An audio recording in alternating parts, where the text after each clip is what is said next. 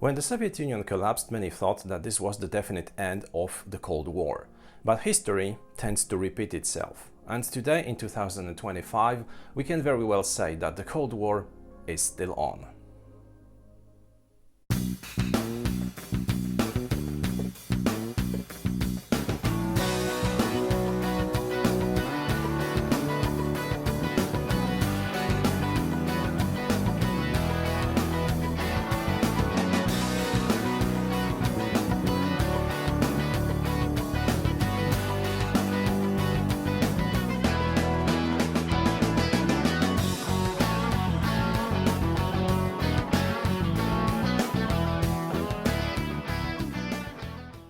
Hello, this is Michel Leviathan Sorbet, and this is a new episode of Wojennik TV. Today I would like to invite you to a new unboxing on my channel, an unboxing of a new game released in 2025 by Vuca Simulations. This will be a game which will enable us to control one of the superpowers of our recent era and to reenact the struggle between those powers from 1989 to 2019. This game is called New Cold War. New Cold War is a game designed by Andoni Orive and Igor Plasa, and it is designed for 1 to 4 players. The minimum age of the player is supposed to be 14 years or higher, and the time of play is somewhere around 150-180 minutes. In the New Cold War, each player will take control of one of the superpowers of our recent era, of China, of Russia, of the United States, or of the European Union. So, even we do have the Cold War, it's a struggle between 4 great superpowers. During the Cold War in the 20th century, it was a struggle between the Western and the Eastern Bloc. We had 2 major superpowers, the United States and the Soviet Union, but with other actors such as France, Great Britain, China taking part in this struggle and very often deciding to align with mainly one of the sides. In the New Cold War, it's a little bit more complex because even now we can see that there are some very big differences between the United States and the European Union, as well as between China and Russia. But still, those sides are quite aligned, if we may say it. But even though each side obviously will try to accomplish their own goals and to win in the end. Because even though we have a semi-cooperation in this game between the superpowers which are part of the same side, only one player will win in the end. So this is a semi-cooperative but fully competitive game in the end. Vuca Simulations is well known for high quality products, and I am thrilled to show you the New Cold War and to browse with you through the components which are part of this game. So without further ado, let's take a look at how the components of New Cold War look. Here is the box of the newest Vuca Simulations game, New Cold War. The box cover extremely elegant, as always it is when it comes to games from Vuca. We have only a single aircraft on it, a nice representation of our globe with part of North America, with Europe, with part of Africa, and what's interesting, with also Greenland, which is quite an important part of our world today. An information that this game covers the period from 1989 to 2019, with also the flags of the United States, the European Union, Russia and China. On the back of the box, we can take a look at how some of the components look, both at the cards, at the map, as well as some discs and counters. We do have also the information which grades the game when it comes to complexity and solitaire suitability. Complexity is rated at 4 on a scale to 9s or a scale to 10 even, so it's not a very complex game. When it comes to solitaire suitability, as you can see, it's rated 8, so it's quite high, so this game will be soloable. We do have also information that this game can be played from 1 to 4 players. That's one of the reasons why the game is so solitaire friendly. The time of play should be somewhere around 180 minutes, and the minimum age of the player is 14 years or higher. And we have also a description explaining what the game is about. Now let's open this box and let's see how the components which are part of New Cold War look. These will include both cards as well as counters, as well as a rulebook and obviously also the game board.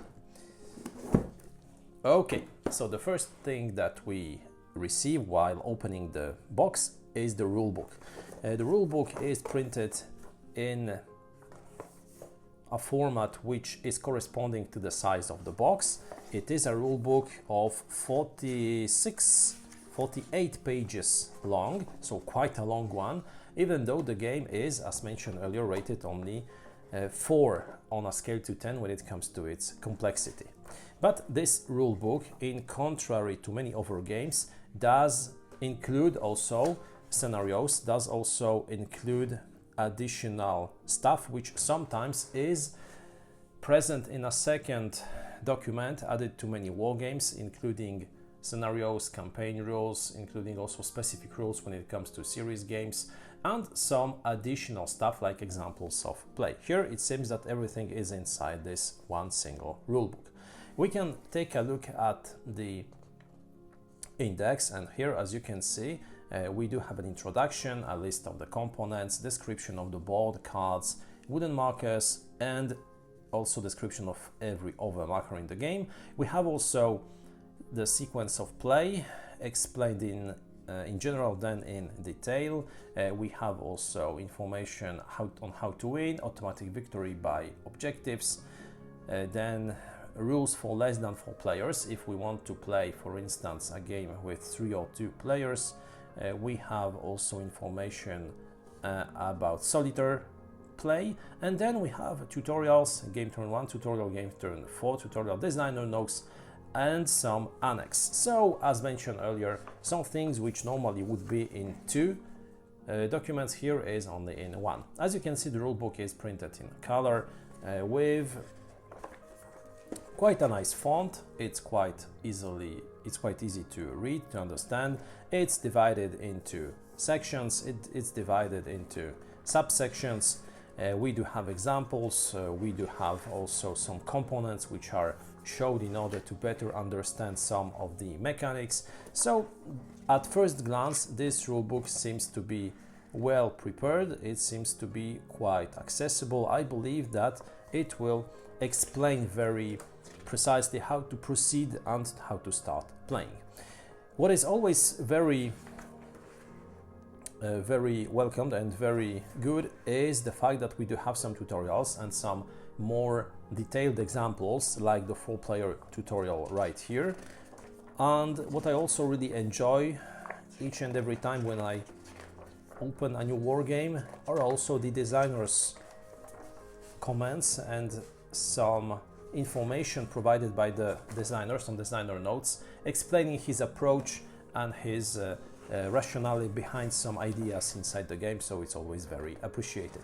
In the end, we have also the annexes. The first one is the list of objectives. The second annex is the list of event cards with also a description, as we can see, to which player they are associated to which decade they are associated, the title of the card, and the operational points. As I believe, we have only the abbreviation OPS, but I do believe those are operation points. Annex 3 is the list of permanent events. Some of those events will be consistent throughout the entire game after being played. We have also the Annex 4 bots interpretation table, and Annex 5 and 6, which are card symbol list and abbreviation list. So as you can see, there are some symbols which will be used in the game, indicating, for instance, the prestige track, the media point, the prestige points, victory points, etc. But it's not a very complex list. I think it will be quite accessible. Some abbreviations also used in the game, and as mentioned earlier, OP does stand for operation points, so I was correct. We do have some other ones such as SAM, which is South America, CAM Central America, so most of those abbreviations will be related to different parts of our globe. Alright, then when we take a look at the components, we do have a lot of discs, and those discs will be wooden discs used by the 4 different factions. They are both red as well as blue, but in different kinds of red and blue. We have the dark red for Russia, we have the color closer to pink associated to China, we have dark blue associated to the United States, and light blue associated to the European Union. We have also some smaller orange discs, and those discs, as you can see, are also sometimes double-sided, and they will be used to track different things during the game. We have some coup discs, so a lot of different ones, and as you can see, there is really a big quantity of them. Some of them are even black. They will be used for over tracks, and they will be used without being associated to any of the factions. So this obviously will be one of the basic components used during each and every game. Then we have the cards, and the cards will represent the most important iconic events which occurred between 1989 and 2019. Some of them will be instantly remembered by some older players who experienced them in their real life. If you are born after 1989, some of them will be known only, some of them you will know only from history or from the accounts of your relatives, but if you're older, you will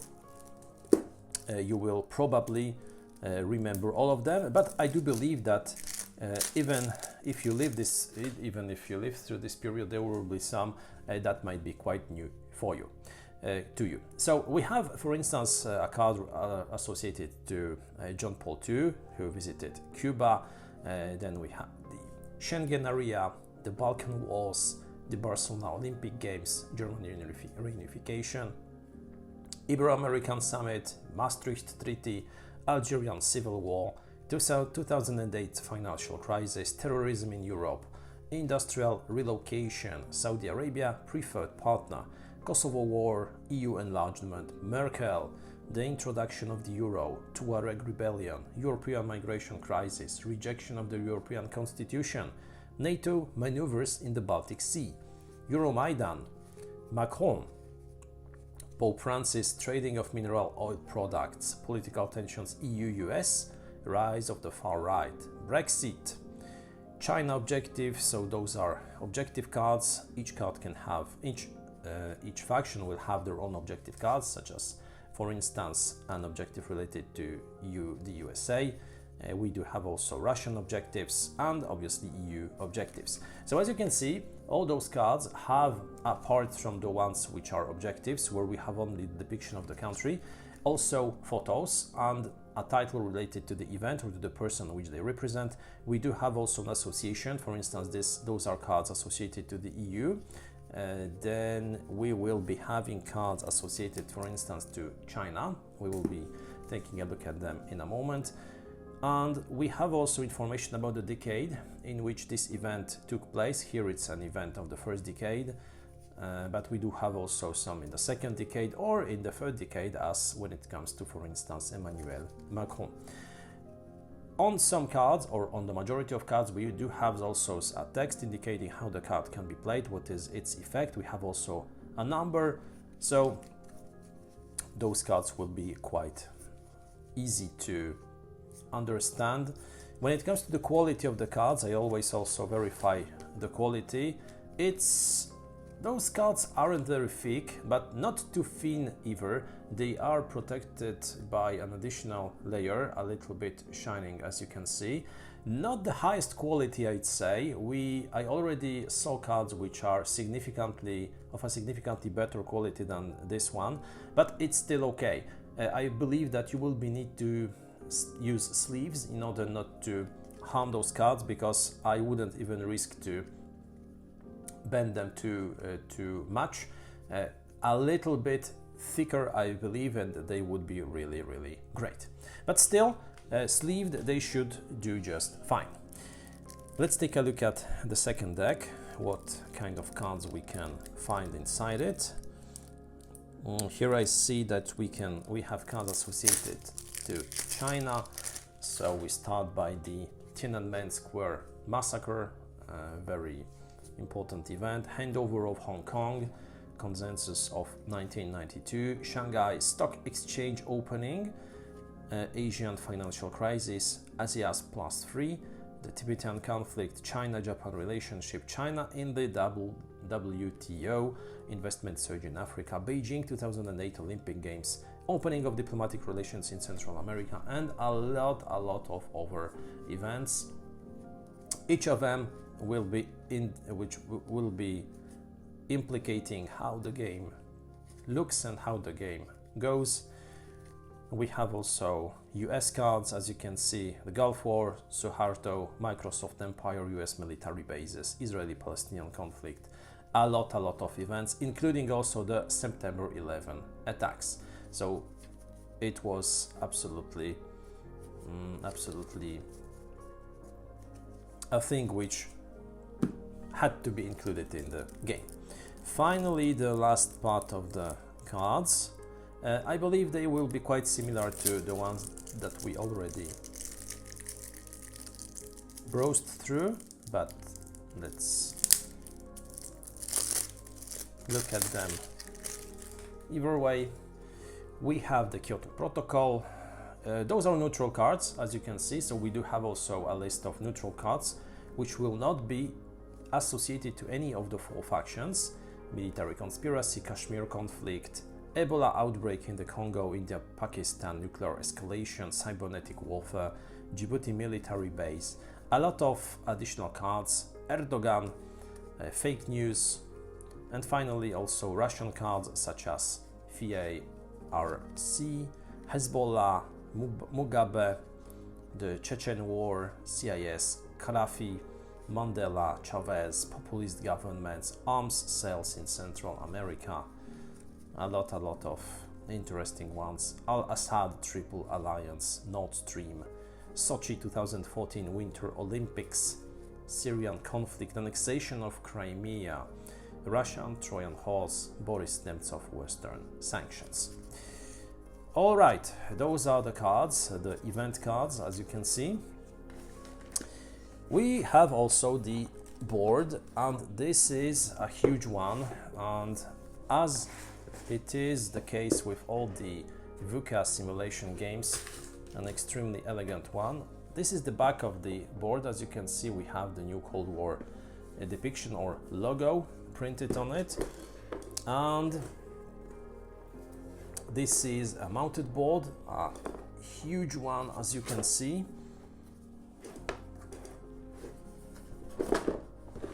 Okay, it's quite a large board, a board which will depict the entire world, where we will be having a lot of different tracks, places for cards, places for events, and we'll be having the different continents, so Asia, so we'll be having Africa, we'll be having also Europe, we'll be having South America, Central America, all the globe depicted on this single board. At first glance, very colorful, but at the same time also very elegant. We have places on the map where we'll be placing discs of influence, as I suppose. So as you can see here, we have the Indian subcontinent, South China Sea, where we will be placing discs in order to indicate the control of each and every place on the board. I like the board, extremely elegant, extremely pretty. Not a surprise when we remember that this is a Vuca Simulations game. Finally, we have also a sheet of counters, and we have some additional player charts. Those are the counters. Only one counter sheet in this game, and this counter sheet includes some additional counters. For instance, veto counters. We have also a Trump counter in the game. We have a Chinese dissent, China-Japan relations, 9/11, Netanyahu, etc., and some additional tiles which will be used during the game. Okay, then we have some additional boards, very thick. Those are of an extremely high quality, so in contrast to the cards, a really nice thing. We have one board for each faction, so we have the Chinese board. As you can see, a lot of things is going on this. We have information about the initial deployment, China orbit countries, Russia orbit countries, US orbit, EU orbit countries, scoring order, countries, bonus, coup d'etat, game summary, objective cards. So this is to some extent also a help card indicating all the major including all the major information which will be helpful during the game, which will enable you to remember, for instance, which cards are objective cards, how they work, how to spend OPEs, how to exchange cards with the leftover pile, etc. I see that we have also a vetoes track, which will be used by the major powers, because each of those powers has a veto power in the Permanent Security Council inside the United Nations. But those boards are asymmetrical ones. Each country will have their own powers. Also the vetoes track is different, as you can see. So playing with each faction will be a little bit different, and that's a good thing. That will not be a very symmetrical game. Okay, that's it. This was the last component, which was inside the box of New Cold War. Now I would like to pass to the last part of the video, during which I would like to share with you my initial thoughts about the components which are part of this project. The New Cold War is a game which evokes a very important topic, a very contemporary one, because even if we take a look at what is happening in the world right now, we can very clearly see that there is still a lot of tensions, there is still a lot of struggle between superpowers. During the Cold War, we had mainly two major powers, the Soviet Union and the United States, and other countries which were aligned with one of those sides. But today, this situation is not the same. We have mainly four main actors which are represented in the game. Each of them is aligned with one of the others, but they have very different objectives. They have also very different set of ideas which they are trying to work with. So this is quite an interesting approach. We had a few political games which were focused on showing, or rather simulating, the political situation on our globe. Twilight Struggle is the first one which obviously comes to our mind, but we also had some other games which tried to show this tension between those sides, between those powers, and tried also to show us where the world can go to if one of those powers becomes victorious in this struggle between those powers. New Cold War is one of those games which enables us to explore those scenarios. When it comes to the components, it's a Vuca Simulations game. So do I even have to tell a little anything more? Well, the components are top-notch. It's something which really makes all the Vuca Simulations games stand out. It applies both to the board as well as to the player boards as well as the rulebook. They look fabulously. They look great, and I am very eager to give this game a try. The only concern is related to the cards, as I mentioned during the middle part of this video. When I enjoyed how the cards look, I do believe that they will be very functional. They look to be quite well prepared and designed, so you shouldn't have any concerns related to how to use those cards, but they could be a little bit more thick. It's my only concern when it comes to all the other components which we received inside this box. But even so, if we sleeve the cards, it should be absolutely no problem. The New Cold War is a game which I'm very eager to try. I'm also happy that this game has a solo mode, so I will also try it. But I do believe that the game will shine when played with 4 players, and I do intend to give it a try in a group of 4 players to start exploring how this title works. I will obviously also tell you more about this title in future videos. Until then, thank you very much for watching this video. I invite you also to take a look at my other videos on my channel. Have a great day and see you next time.